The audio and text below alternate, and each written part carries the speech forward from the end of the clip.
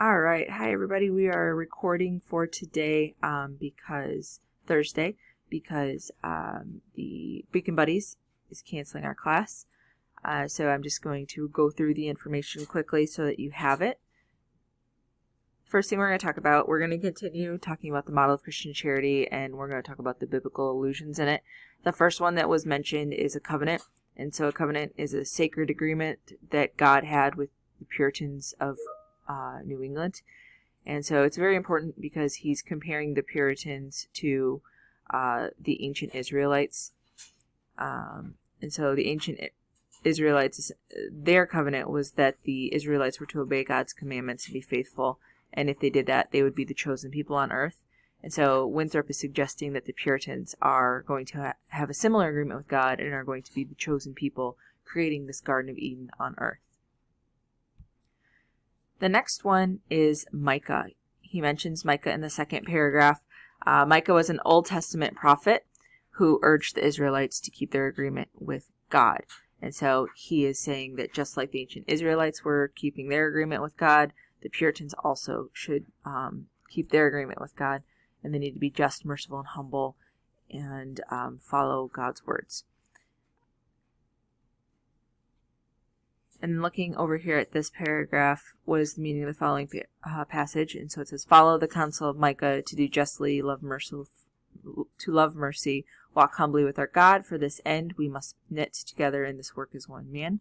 We must entertain each other in brotherly affection. We must be willing to abridge ourselves of our superfluities for the supply of others' necessities, always having before our eyes our commission and community in the work, our community as members of the same body."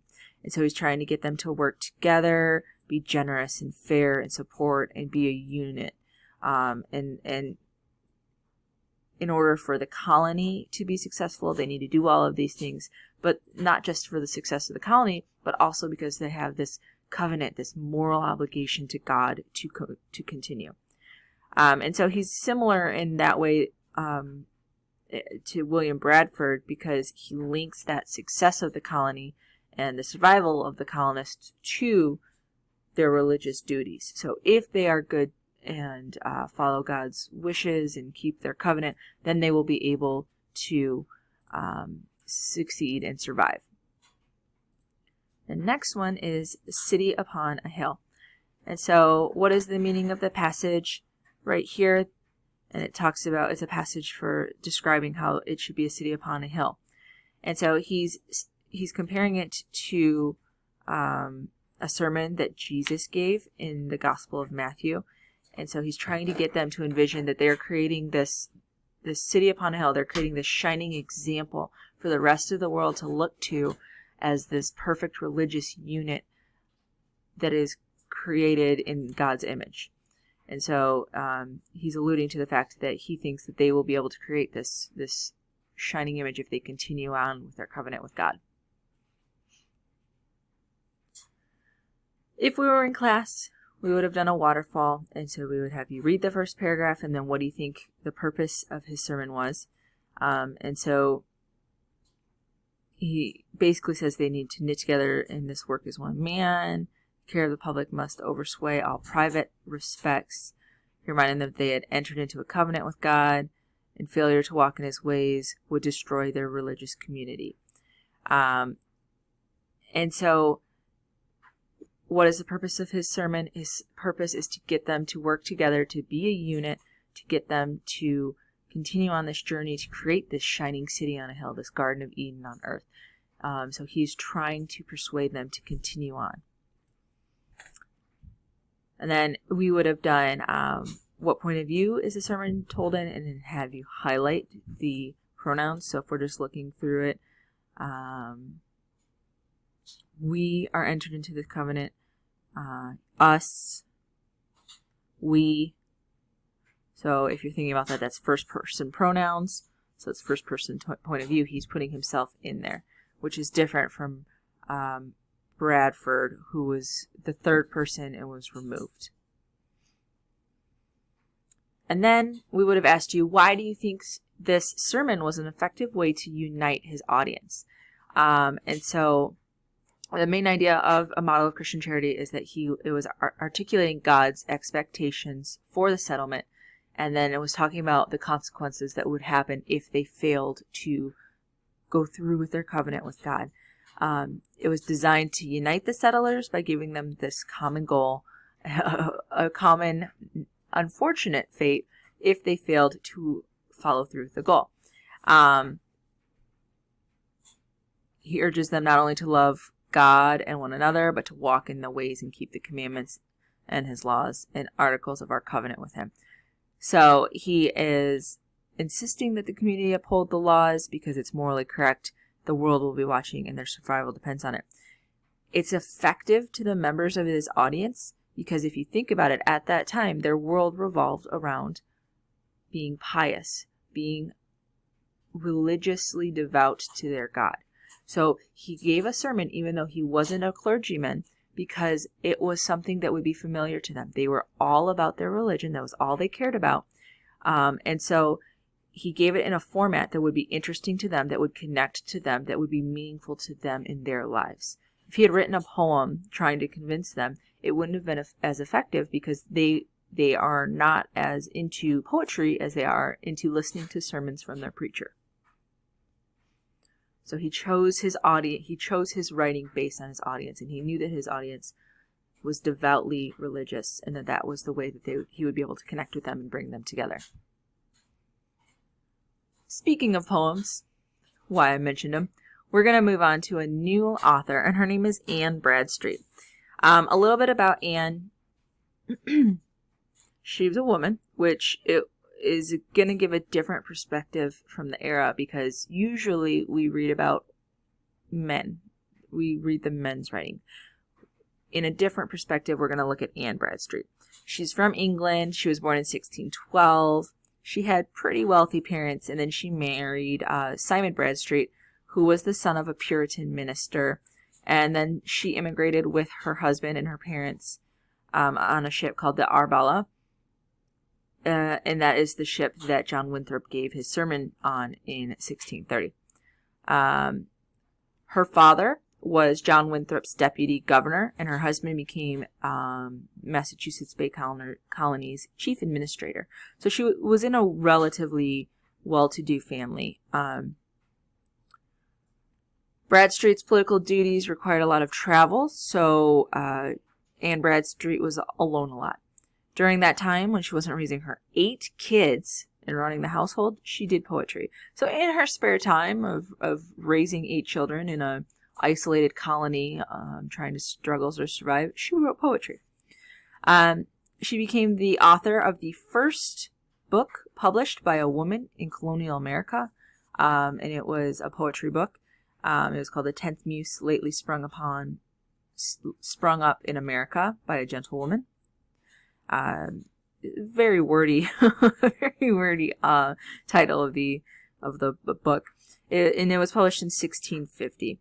It was the only volume of poetry that was published in her lifetime. Everything else was posthumously, so after she passed away. She died in Andover, Massachusetts in 1672.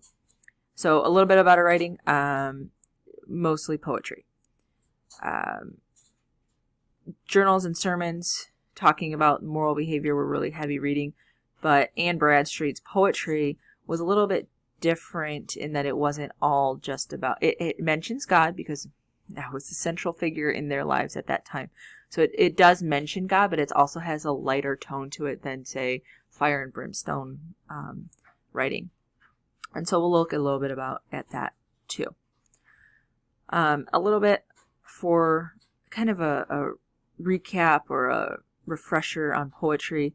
Remember that rhyme. The rhyme is, word similar endings. So hit, bit, yellow fellow. Rhyme scheme is the pattern of the rhymes in a poem. A couplet is 2 lines of poetry, and then imagery is creating the mental image in your mind. What is a couplet? 2 consecutive lines in a poem. So B.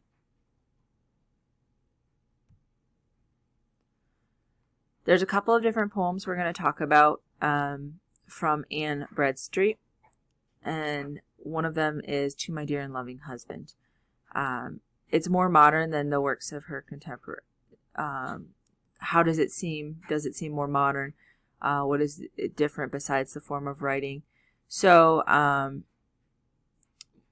you're more likely to understand and appreciate the poem because it's short.